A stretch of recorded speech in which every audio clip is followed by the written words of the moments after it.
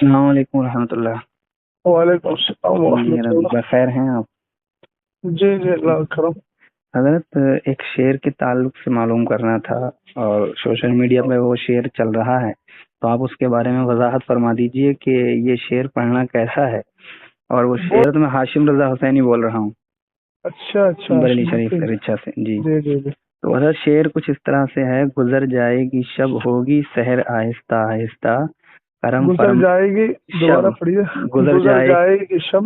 ہوگی سحر آہستہ آہستہ، ہوں، کرم فرمائیں گے آقا مگر آہستہ آہستہ۔ تو اچھا حضرت اس طریقے کا شعر پڑھنا کیسا ہے، اور اس کی وضاحت آپ فرما دیں تو بہت کرم ہوگا، چونکہ بہت سارے احباب اس پر گفت و شنید کر رہے ہیں، تو آپ کا وضاحت نامہ آ جائے گا تو ہم لوگوں کے لیے یہ آسانی ہو جائے گی۔ اچھا اچھا۔ دیکھیے اصل میں جو پہلا مصرع ہے، جی گزر جائے گی شب، جی اور کیا پڑھا آپ نے؟ دوبارہ پڑھیں۔ گزر گی جائے گی شب، ہوگی سحر ہوگی آہستہ۔ سحر آہستہ آہستہ، جی اور اگلا مصرع ہے کرم فرمائیں گے کرم آقا فرمائیں گے آقا مگر آہستہ آہستہ۔ پہلی بات تو میں آپ کو ایک چیز سمجھا دوں۔ جی حضرت۔ جہاں تک میں سمجھ پا رہا ہوں دونوں مصروں کی جی حقیقت اور اس کے مزاج کو، جی شاعر نے ہوں جو رات کے جانے اور دن کے آنے کا ایک سسٹم جو ہے، جی رات آہستہ آہستہ گزرتی ہے جی اور پھر دن آتا ہے، جی تو یہ تو اللہ رب العزت نے فیصلہ فرما دیا ہے، یولج اللیل فی النہاری و یولج النہار فی اللیل۔ جی سمجھے آپ جی حضرت۔ جی حضرت۔ کہ اللہ تعالی رات کو دن میں اور دن کو رات میں داخل فرماتا ہے۔ بے شک بے شک۔ یہ سسٹم چل رہا ہے۔ جہاں تک شاعر نے دوسرا مصرع جو بنایا ہے، مصرع ثانی، جی تو میں یہ سمجھ رہا ہوں کہ اس نے مصرع اول کو دیکھ کر مصرع ثانی طے کر کے یہ سمجھا کہ جس طرح رات کا آہستہ آہستہ جانا ہوتا ہے، جی اسی طریقے سے سرکار علیہ الصلوۃ والسلام کا کرم کرنا بھی آہستہ آہستہ ہی ہوگا۔ جی تو یہ اس کا اپنا ایک تخیل ہے۔ جی جی اور اس میں جو چیز دیکھنے میں آ رہی ہے وہ لفظ مگر ہے۔ جی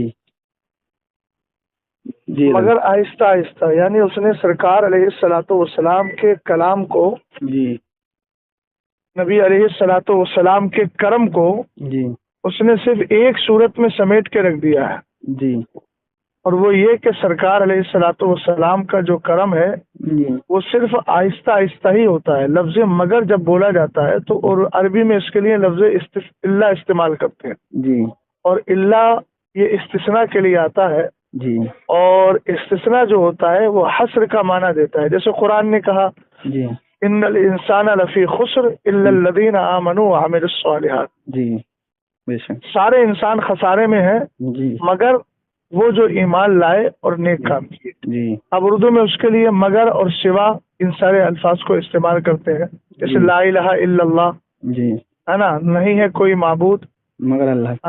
ہاں جی مگر اللہ کے سوائے اللہ کے۔ تو یہ جو آتا ہے نا، یہ حصر کے لیے آتا ہے، یعنی ایک چیز کو جی دوسری چیز میں سمیٹنے کے لیے کہ یہ چیز ایسے ہی پائی جائے گی۔ جی حالانکہ سرکار علیہ الصلوۃ والسلام کو اللہ تعالی نے مختار بنایا ہے، جی اور اعلیٰ حضرت امام اہل سنت نے غوث پاک کی شان بیان کرتے ہوئے ایک جملہ ارشاد فرمایا، جی کیوں نہ قاسم ہو کہ تو ابن ابی القاسم ہے، کیوں نہ قادر ہو کہ مختار ہے بابا تیرا۔ جی جی اور ایک حدیث پاک ہے، سرکار علیہ الصلوۃ والسلام کی بارگاہ ناز میں ام المومنین عائشہ صدیقہ رضی اللہ تعالی عنہا عرض کرتی ہے، حضور میں نے اس بات کو دیکھا ہے کہ اللہ تعالی آپ کی چاہت کو پورا کرنے میں دیر نہیں فرماتا ہے۔ ابھی مجھے وہ عربی کے الفاظ متن حدیث مجھے یاد نہیں ہے، سرکار تاج الشریعہ علیہ الرحمہ کی الفردہ میں نے یہ حدیث پڑھی تھی۔ ادھر سرکار علیہ السلام کی زبان پر کوئی جملہ آتا ہے اور اللہ تعالیٰ فوراً قبول فرما لیتا ہے۔ اعلیٰ حضرت امام اہل سنت نے سرکار علیہ السلام کے اختیار کو ذکر کرتے ہوئے فرمایا، تن کا بھی ہمارے تو ہلائے نہیں ہلتا، تم چاہو تو ہو جائے ابھی کوہ مہن پھول۔ لفظ ابھی جو ہوتا ہے یہ دفاتن یعنی فوراً کے لیے استعمال ہوتا ہے کہ اچھا یعنی اس میں تاخیر نہ ہو، یہ کام فوراً ہو جائے، دفعتاً واحدہ کے لیے.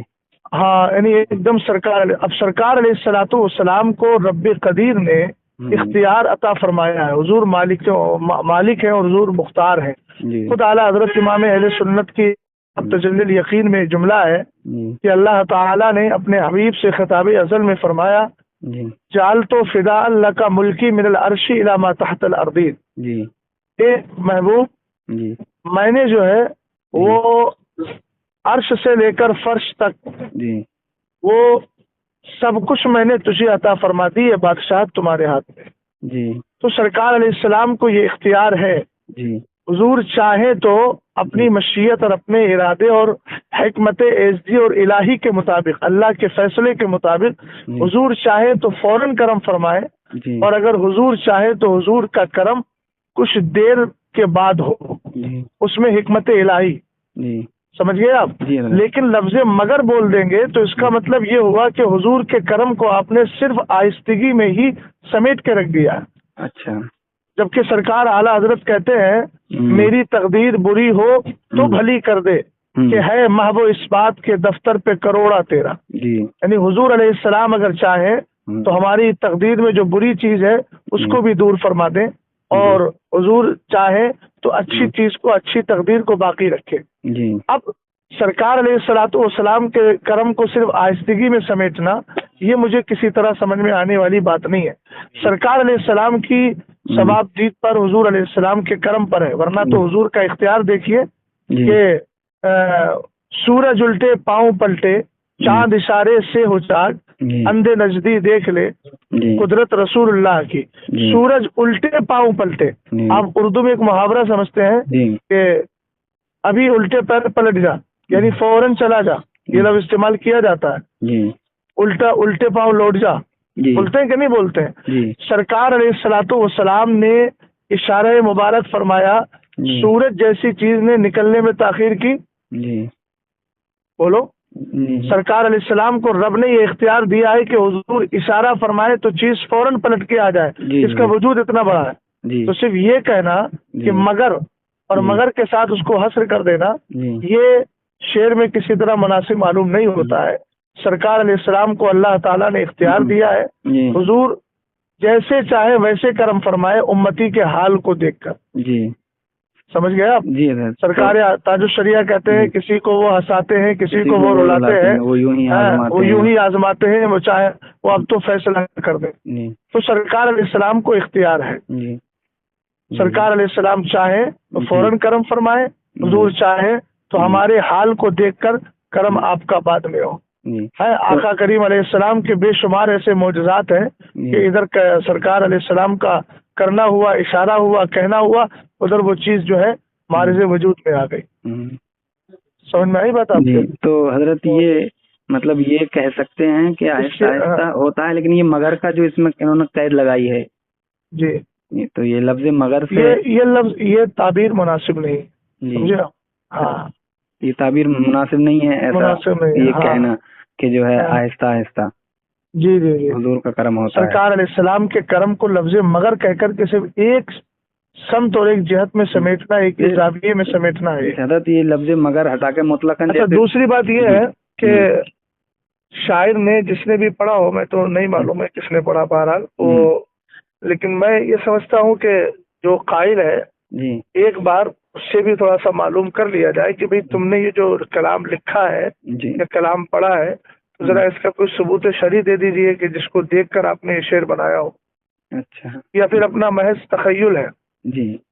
اعلیٰ حضرت امام اہل سنت نے تو فرمایا نا میں نے شاعری قرآن و حدیث سے سیکھی ہے، اور شاعری اور نعت گوئی وہی مقبول بھی ہے جو شریعت کی روشنی میں کی جائے.